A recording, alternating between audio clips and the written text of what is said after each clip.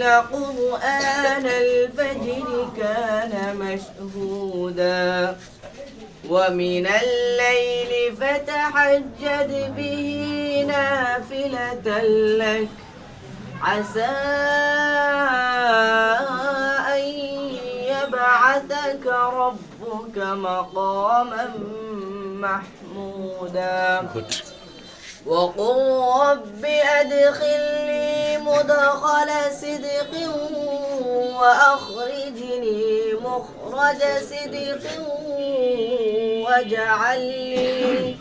واجعل لي من لدنك سلطانا نصيرا. السلام عليكم.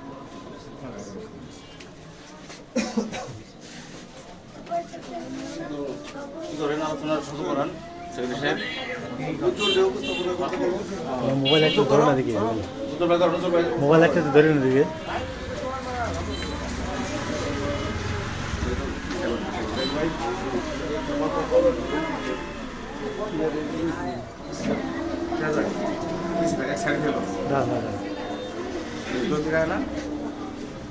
হ্যাঁ দূর যেত ঘুরাও তো ভাই এই ঠিক আছে ভাই লাইটটা ধরলে ভাই ঠিক আছে সামনে আসেন। আসসালামু আলাইকুম। যুবদলের পক্ষ থেকে হচ্ছে অবশ্যই যুবদল যদি মরার পরে যেখানে আমাদের যারা আছে তাদের বলে হাসান ভাই মনির ভাই বিসমিল্লাহির রহমানির রহিম। আজকের অনুষ্ঠানের সম্মানিত সভাপতি, মাননীয় প্রধানমন্ত্রী, বিশেষ অতিথি, আমন্ত্রিত মঞ্চের সঙ্গে উপস্থিত সুধী মণ্ডলী, সবাইকে জানাই আন্তরিক শুভেচ্ছা। আসসালামু আলাইকুম রাহমাতুল্লাহ। বিসমিল্লাহির রহমানির রহিম। ওয়ালা সাল্লিল ইনসান লাফিকুল ইল্লাল্লাযিনা আমানু ওয়া আমিলুস সালিহাত অথবা সবিল হক অথবা সবিল সব। আল্লাহ তাআলা নেক আমল করতে বলেছেন এবং সত্য কথা বলেছেন এবং ধৈর্য ধারণ করতে বলেছেন, আমরা আল্লাহর হুকুম ও নবী তরিকার মতো চলবো, দুনিয়াতেও আখিরাতে শান্তি। আর আমাদের দেশ নীতি বাংলাদেশ সরকার তিনবারের সাবেক প্রধানমন্ত্রী তার জন্য দোয়া মাগফিরাত কামনা করবো। আমরা সোনিয়াল ইউনিয়ন যুবদলের পক্ষ থেকে তাকে জানাই অভিনন্দন শুভেচ্ছা।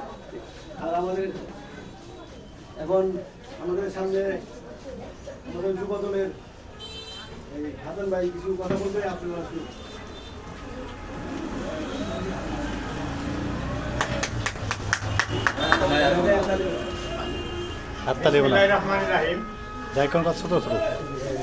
আজকে আমাদের গণপ্রজাতন্ত্রী বাংলাদেশ সরকারের তিনবার প্রধানমন্ত্রী, যিনি এই দেশে গণতন্ত্রের জন্য বারবার আন্দোলন করেছেন, আপনারা সবাই জানেন, তিনি আজ আর আমাদের মাঝে নেই।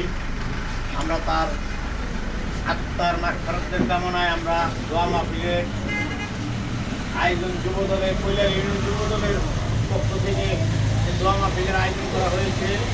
এই লাইটটা তো ধরে মোবাইলে এই আয়োজনে উপস্থিত আছেন আজকে আমাদের কৈলাল ইউনিয়নের অভিভাবক এবং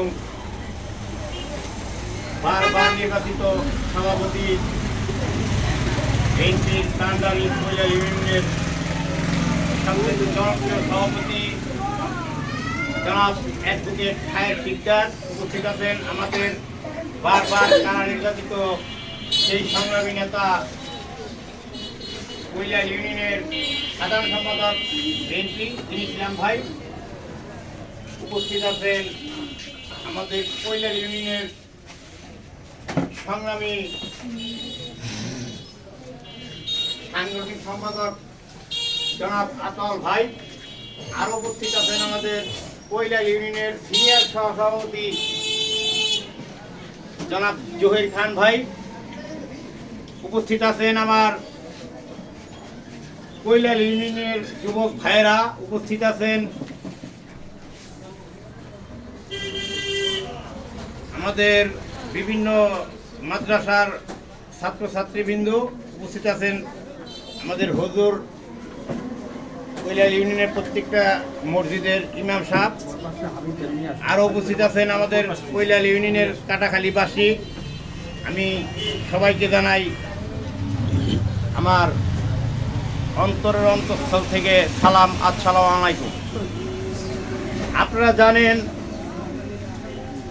আজকে আমাদের মাঝে আমাদের নেত্রী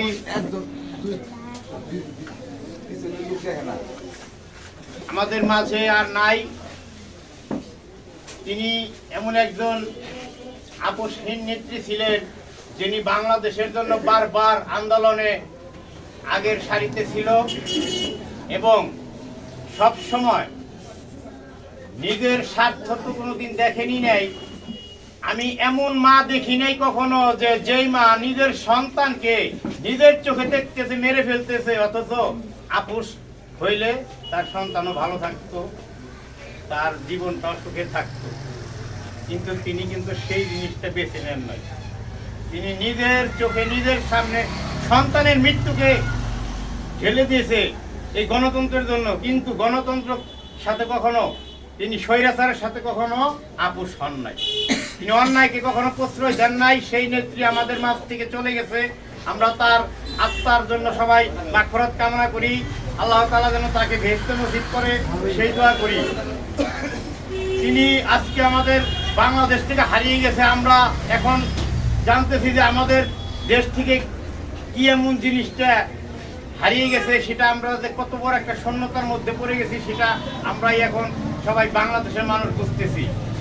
তাই আমরা দ্বিধাদ্বন্দ্ব ভুলে গিয়ে, আপনারা সবাই দেখেছেন তার মৃত্যুতে এমন কোন দলের লোক নাই যে তার মৃত্যুতে জানাজাতে অংশগ্রহণ না করছে। তাহলে আমাদের নেত্রী খালেদা জিয়া তিনি দলমত নির্বিশ্বাসে তিনি যে নিরপেক্ষ আপোষহীন নেত্রী ছিলেন, সেটার প্রমাণ তার জানাজার ভিতরে দেখেছেন সবাই। তাই আমরা আল্লাহ তাআলার কাছে আজকে দোয়া করব, তাকে যেন ভালো রাখে, সুস্থ রাখে এবং তাকে যেন বেহেশত নসিব করে। এই বাংলাদেশের প্রত্যেকটা মানুষ তার জন্য এই দোয়া করতেছি। আল্লাহ তাআলা অবশ্যই এই শিশু বাচ্চাদের নিয়ে আমরা তার কাছে আল্লাহ তাআলার কাছে দোয়া করব আজকে, তিনি যেন বেহেশত নসিব করেন, তিনি যেন জান্নাতে যান। সেই উদ্যোগে আমরা একটু দোয়া মাহফিলের আয়োজন করছি। তাই আমি সবার কাছে অনুরোধ করবো, আপনারা সবাই মন খুলে মন থেকে তার জন্য দোয়া করবেন, তাকে যেন আল্লাহ তাআলা জান্নাতবাসী করেন, সেই প্রত্যাশা রেখে আমি আমার সংক্ষিপ্ত বক্তব্য শেষ করছি। ধন্যবাদ সবাইকে। আসসালামু আলাইকুম।